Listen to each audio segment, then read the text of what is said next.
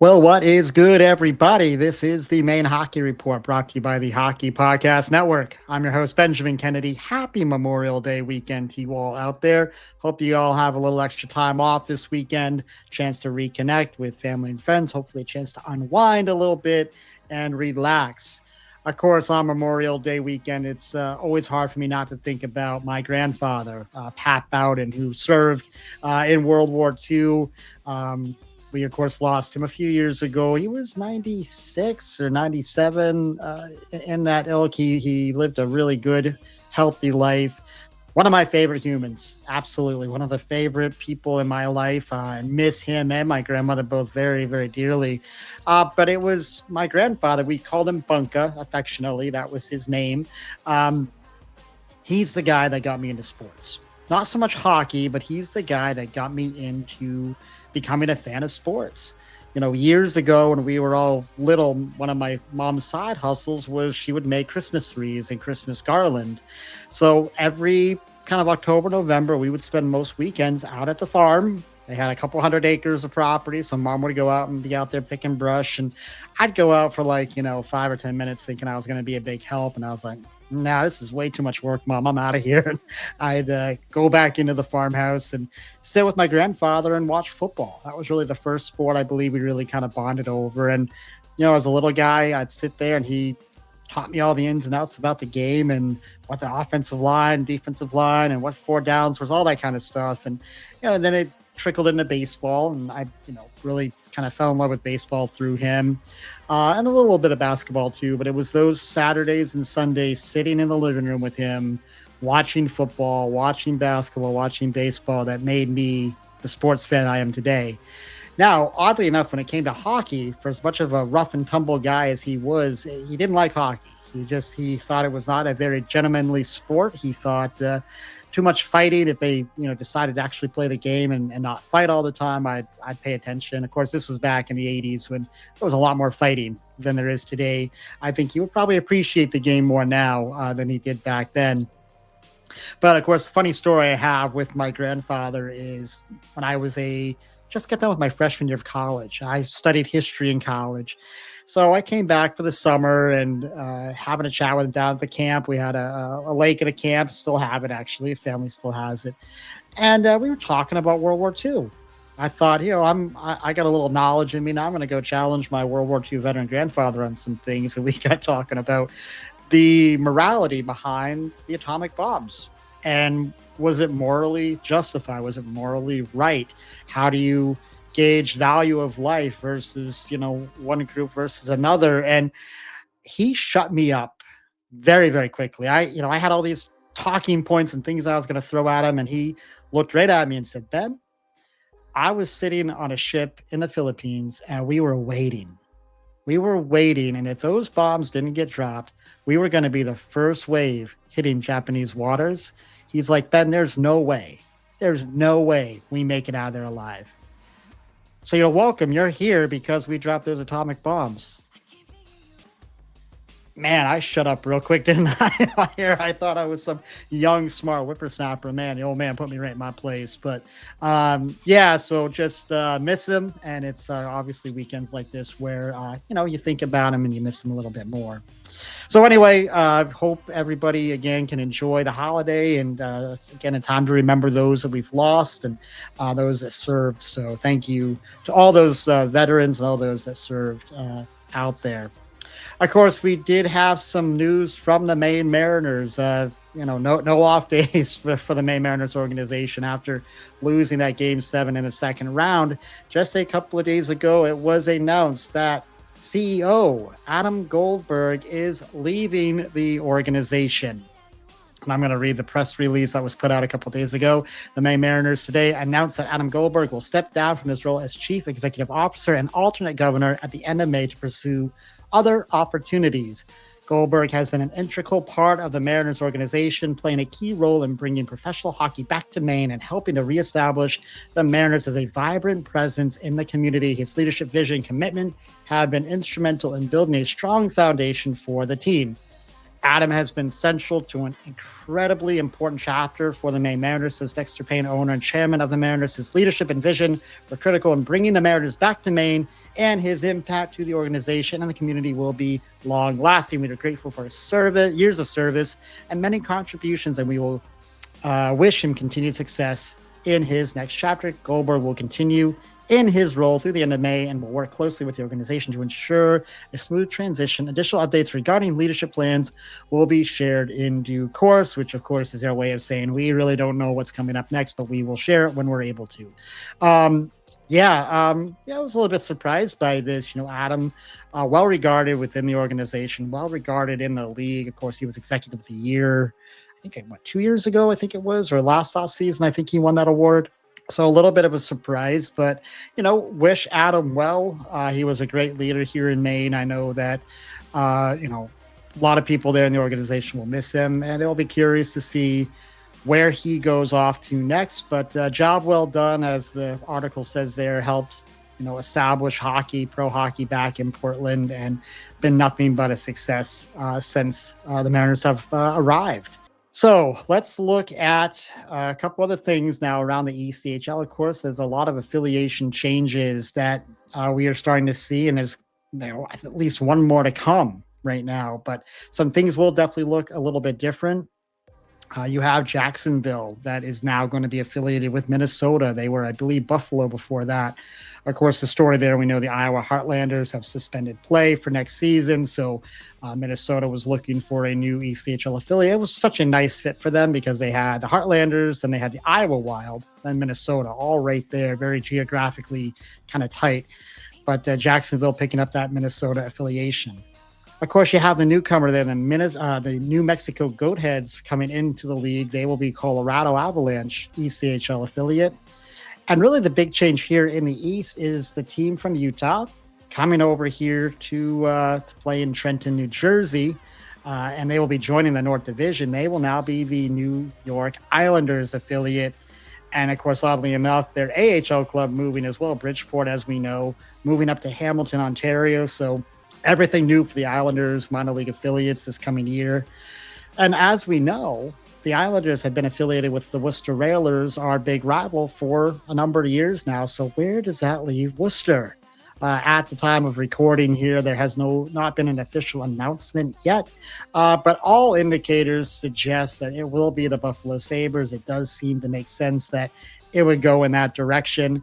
There was some thought, some conversation when Trenton coming in that maybe the New Jersey Devils would go that route. Maybe they would want their affiliate there and they would leave Adirondack, and that would then open Adirondack up to maybe have the Buffalo affiliation. But that didn't happen. Adirondack staying pat there with the Devils. So, yeah, I would be shocked if it's not a Buffalo-Worcester marriage moving forward. But the Stanley Cup playoffs are here, and DraftKings Sportsbook, an official sports betting partner of the NHL, has a new customer offer. When the ice gets coldest, the best players in the world show you exactly who they are. Playoff warriors turn it up round by round, and DraftKings turns it up with them from the first round all the way to the Stanley Cup final.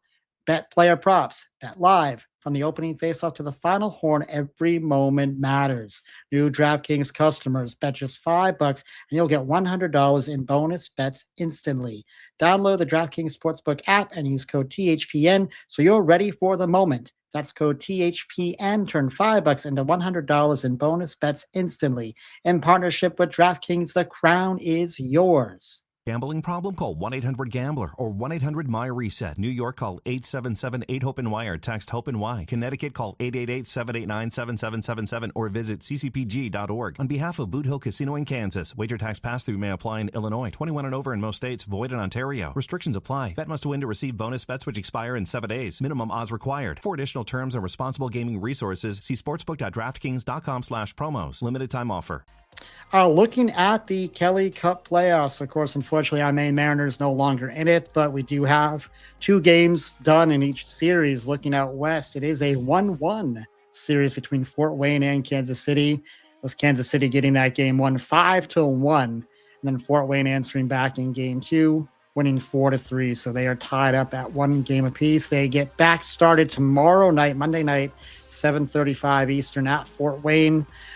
Be curious to see how that one goes. I really feel like Kansas City has the edge, is the favorite, but good bounce back for Fort Wayne after kind of getting skated off the ice there in game one. And of course, out east here, it is Florida.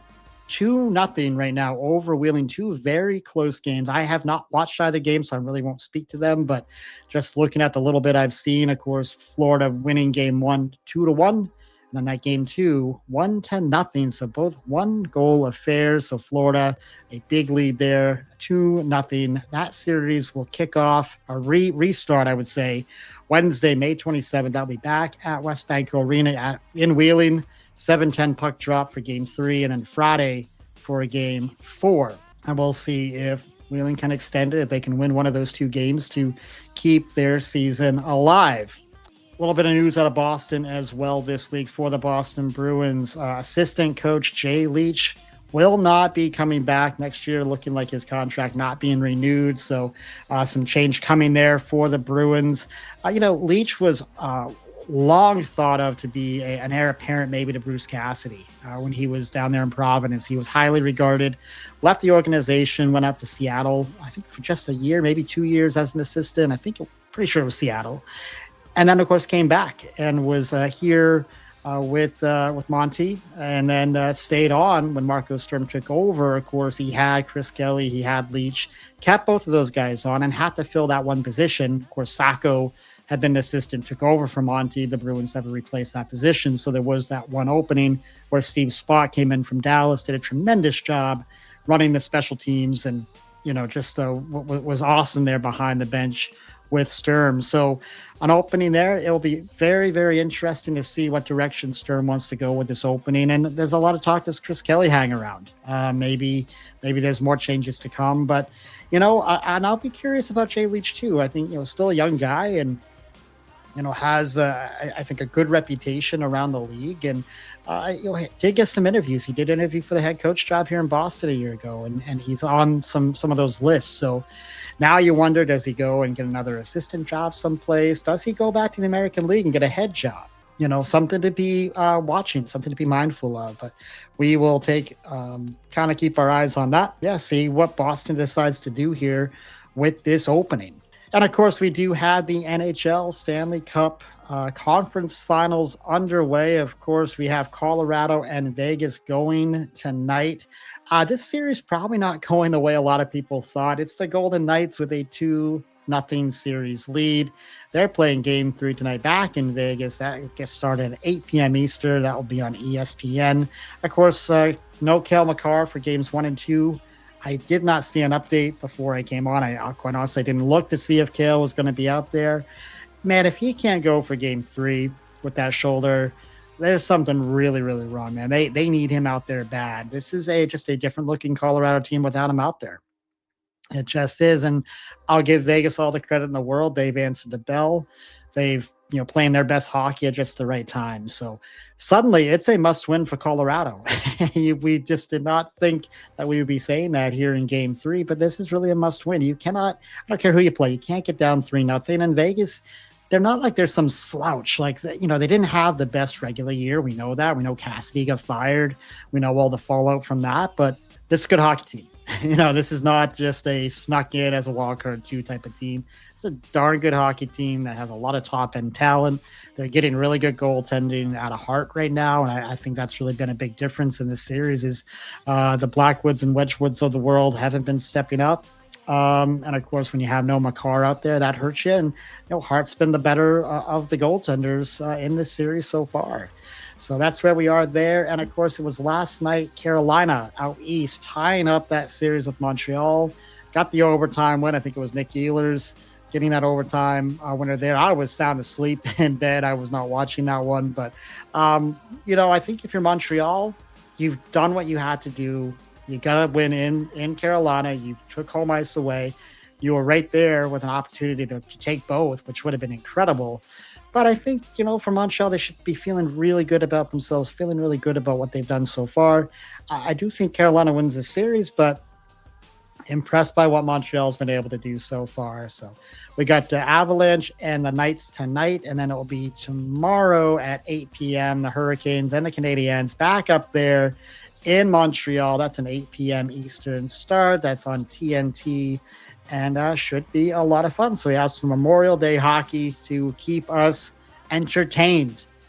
And for some more entertainment, I will happy to announce that we have just started a new podcast channel just today. This is very different from the hockey stuff, and I don't expect much of my audience here will want to come check that out, but it's a podcast I'm starting with my little guy, my kiddo, called Brent and Ben Play Games. Just going to be a YouTube Kids channel where we do some streaming of video games and board games and toys and things of that nature. Just something fun for us to do together, something creative that he and I are going to do together. And of course, he's been watching Dad do these podcasts and do the broadcasting. And, he's, Daddy, I'd love to do something like that. Can I be on the camera with you? Can we do videos? And, of course, it's a little bit tough because it is the internet and you want to be really careful when you have little ones and I'm very, very sensitive to that, but we're going to give it a try. We put out the introductory video today on YouTube, and we've got hopefully one to come tomorrow. We're going to sit down, play a game, and do a little recording, see how that goes. But yeah, hey, if you got a little one that likes watching videos like that on YouTube Kids, go check that out. We would certainly appreciate it. So guys, I'm going to keep this one short today because I'm tired and I've got a little break here on the weekend. No kiddo at home right now. So I'm going to keep this one rather short. But thank you, as always, for all the support here on the channel. Of course, I will be back, sometime next week. We're going to continue to talk about the Stanley Cup Finals. We'll update you on any news that comes, whether it be from the Mariners or from the Boston Bruins or any major news from around the NHL. And of course, we're getting closer to that NHL draft and free agency, and we'll be here for all that coverage along with the Stanley Cup when we get there. So enjoy the rest of the weekend, guys. And until next time, be kind, show love, and God bless.